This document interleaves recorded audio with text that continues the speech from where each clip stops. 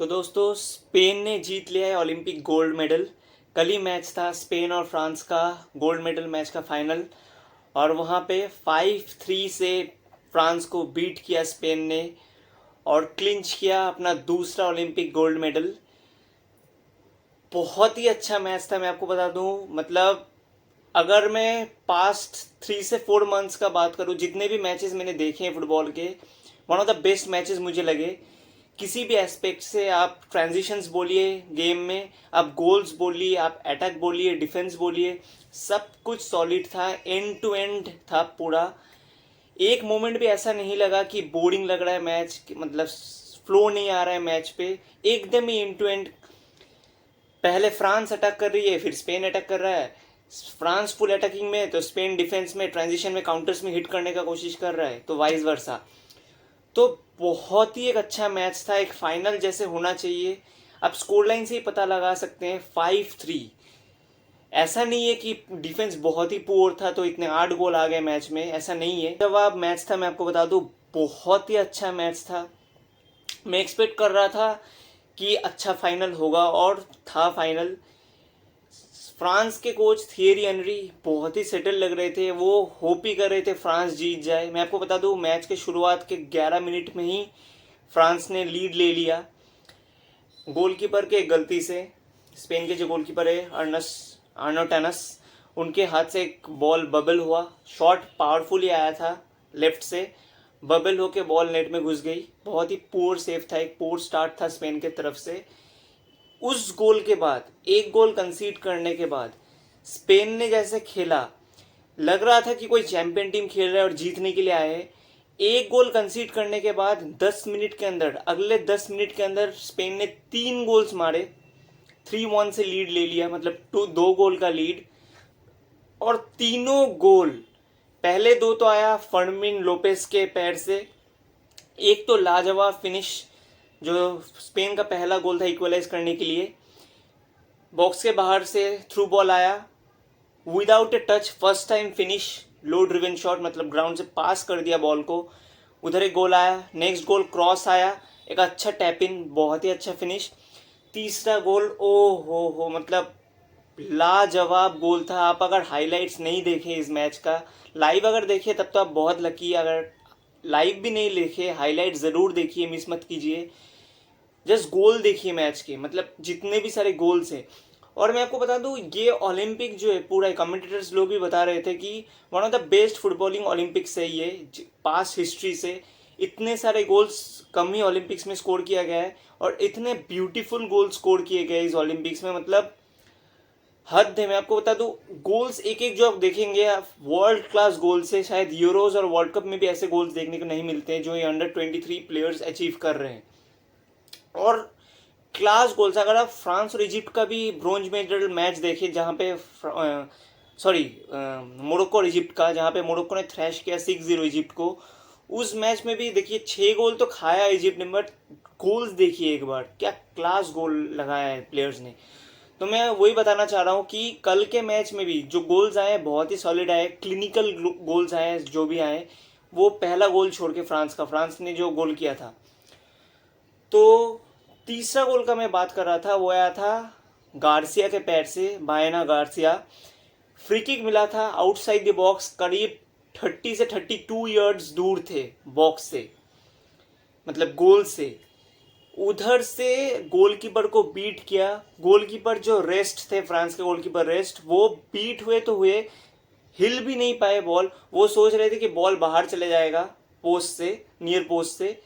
Ball curl होके अंदर घुस गई नेट में। Definitely, if not the best goal of the Olympic football, the goal of the one of the goals of the Olympic football definitely है। गोल देखिए, एक बार check कीजिएगा। मुझे तो बहुत ही अच्छा फ्री किक लगा, क्योंकि फ्रांस का अगर डिफेंस देखे, सब लंबे लंबे है, तो वॉल में सब लंबे लंबे प्लेयर्स खड़े थे। गोलकीपर को फर्स्ट टाइम ऐसा लगा होगा कि सर में लग जाएगा बॉल, जो कि लगा नहीं। सेकंड ऐसा लग रहा था कि पोस्ट के बाहर चली जाएगी। आउट स्विंग तो नहीं, स्वर्ल हुआ बॉल में, स्वर्ल होके बॉल घुस गई अंदर। मतलब लाजवाब गोल जिसको कहते हैं। गोल अब देखिए एक बार, मतलब देखना चाहिए, देखना बनता है। तो उधर 3-1 से स्पेन लीड कर रही थी। उसके बाद भी बहुत सारे अटैक स्पेन ने किया, चौथा पांचवें गोल भी लगा सकती थी स्पेन। लास्ट के 7-8 मिनट हाफ के फ्रांस चर के खेल रही थी, क्योंकि उन लोगों को चाहिए था एक गोल। अगर 3-2 भी हो जाता है फर्स्ट हाफ में तो फ्रांस वापस आ जाता है मैच में और सेकेंड हाफ के लिए अच्छे से कम्पीट कर पाती है। पर कैसे भी करके स्पेन ने डिफेंस किया, फर्स्ट हाफ में गोल नहीं खाया। सेकेंड हाफ के स्टार्ट में भी स्पेन एग्रेसिव खेल रही थी। फर्स्ट 10-15 मिनट तो स्पेन ही था पूरा। उसके बाद से फ्रांस का अटैक आना चालू हुआ और मतलब भयंकर अटैक करना चालू किया फ्रांस ने, जो कि करना चाहिए था। क्योंकि फ्रांस, अगर आप देखिए इस टूर्नामेंट में स्पेन वापस ज़्यादा आया मैच से गोल खाने के बाद। फ्रांस गोल कर देते, उसके बाद कंसीडर ज़्यादा नहीं करते, मैच को कंट्रोल करके जीतते। कल ऐसा सिचुएशन था कि गोल करना था और 2 गोल करना था। एक चैंपियन टीम का बात यही बनता है कि वो लोग जानते कैसे मैच को बदला जाता है, और उन्होंने बदला मैच को। थियोरी ऑनरी को मैं दाव देना चाहूँगा कि किस तरीके से मैनेज किया उन्होंने प्लेयर्स को। पहला बात तो ये कि बहुत सारे प्लेयर्स अंडर 23 थे जो क्लास प्लेयर्स थे। डिजाइजी थे, बहुत सारे ऐसे नाम है फ्रांस के, जैसे बारकोला थे, ब्रैडली बारकोला। फिर आप पकड़ लीजिए कुछ कुछ ऐसे नाम है, अभी तो याद नहीं आ रहा है। अब ब्रैडली बारकोला एक बहुत बड़ा नाम है जो मैं लेना चाह रहा था। फिर और भी कुछ कुछ प्लेयर्स है, ज़ायरे एमरी है जो अंडर 23 हैं, इन सबको ले जा सकते थे। पर ये लोग यूरोस खेले या फिर वर्ल्ड कप खेले, एक्सपीरियंस भी था। यूरोस खेल के आए तो इंजरी कंसर्न भी था, कुछ प्लेयर्स रेडी नहीं है अपने सीजन के लिए, मतलब उन लोगों को नहीं छोड़ रहे क्लब्स। तो ये सब को लेके थियोरी ऑनरी नाखुश तो नहीं बोलूँगा, बहुत ही ज़्यादा खुश भी थे। जिन प्लेयर्स को अवेलेबल थे उनको लिया, जैसे जॉन फिलिप मटेटा को लिया, लैकाजेटो को लिया उन्होंने, बाडे को लिया। तो ये सब प्रोपोनेंट्स है जो बहुत अच्छे से खेले इस ओलंपिक्स को, और यहाँ तक आने का फ्रांस का यही कुछ कुछ नाम है जो यहाँ तक लेके आए। जैसे जॉन फिलिप मटेटा, क्या ही ओलंपिक्स रहा है उनका। कल का भी मैं बात करता हूँ क्या किया उन्होंने।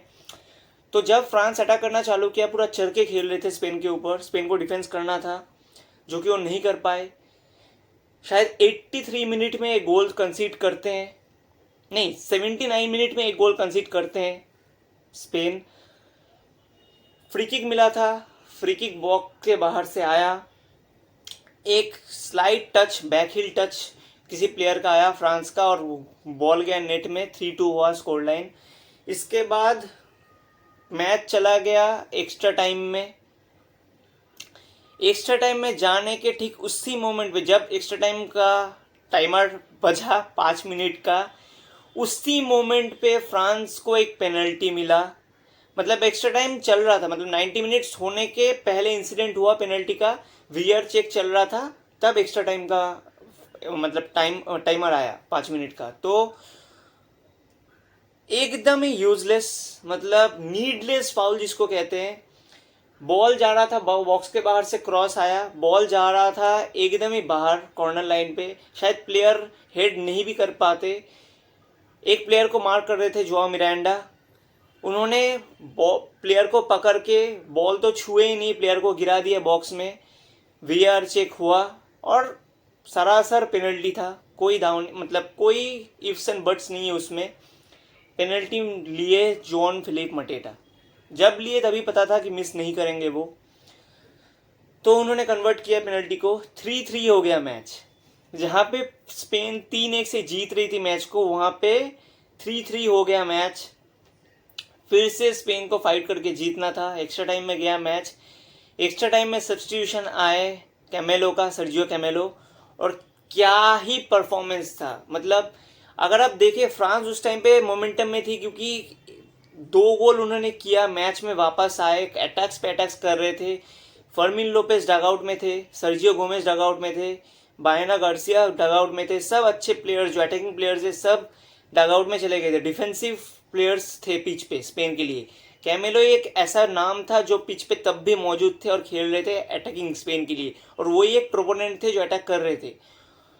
एक ही चांस मिला था काउंटर में स्पेन को फर्स्ट हाफ में, उसने लाजवाब फिनिश जिसको कहते हैं कूल फिनिश, बॉल थ्रू गया, गोलकीपर सामने आया, गोलकीपर के सर के ऊपर से चिप कर दिया बॉल को। 4-3 Spain leads the match in the extra time, और अब होप है स्पेन के पास कि जीत सकते हो गोल्ड मेडल। और फ्रांस के दर्शक के सामने, फ्रांस के होम ग्राउंड के सामने, फ्रांस में फ्रांस को बीट करके गोल्ड मेडल अचीव कर सकती है स्पेन। सेकेंड हाफ शुरू हुआ, फिर से वही सेम मोमेंटम में खेल रही थी फ्रांस, अटैक पे अटैक, अटैक पे अटैक। एक चांस चाहिए था स्पेन को, और काउंटर्स में बहुत ही ज़्यादा इफेक्टिव है स्पेन। मैं आपको बता दूं, हाईलाइट्स अगर देखेंगे पूरे मैच में काउंटर्स में बहुत ही ज़्यादा अच्छे थे स्पेन। फिर से काउंटर में गोल, और इस बार मैं मतलब सलूट देना चाहूँगा गोलकीपर को, आर्नाउ टेनास को। एक जो उन्होंने कंसीड किया गोल, वो उन्होंने वापस किया स्पेन को। पूरा फ्रांस का टीम गोल के सामने थी, क्योंकि फ्रांस को कॉर्नर मिला था, कॉर्नर सीधा आया गोलकीपर के हाथ में, और एक सीधा लॉन्ग थ्रो किया बॉल को। एक ही प्लेयर थे कमेलो, 2 डिफेंडर, 1:2 थे। क्या ही बॉल था, मतलब बॉल को गैदर किए कॉर्नर से और सीधा थ्रो किए प्लेयर के पास। ऐसे थ्रो किए पावरफुल कि सीधा सेंटर लाइन को क्रॉस करके कम से कम 20-30 मिनट आगे चला गया बॉल। और इतना प्रिसाइज पास था, सीधा जाके कैमेलो के सामने गिरा। कैमेलो ने एक रन बनाया, सीधा रन बनाया गोलकीपर के सामने, गोलकीपर आगे आए, फिर से चिप, लाजवाब फिनिश।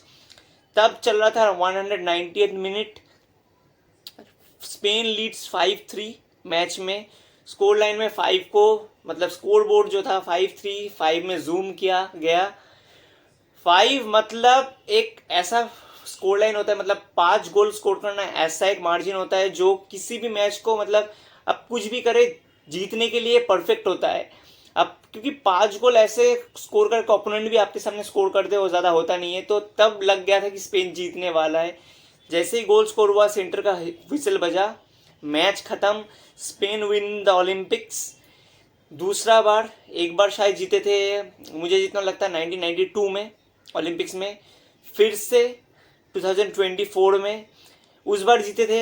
मेरा एक, अगर शॉट आपने नहीं देखा है तो कैम्प नो के बारे एक शॉट है, वो आप चेकआउट कर सकते हैं। उसमें मैंने बताया था कि स्पेन ने अपने होम ग्राउंड कैम्प नो में ओलंपिक गोल्ड जीता था।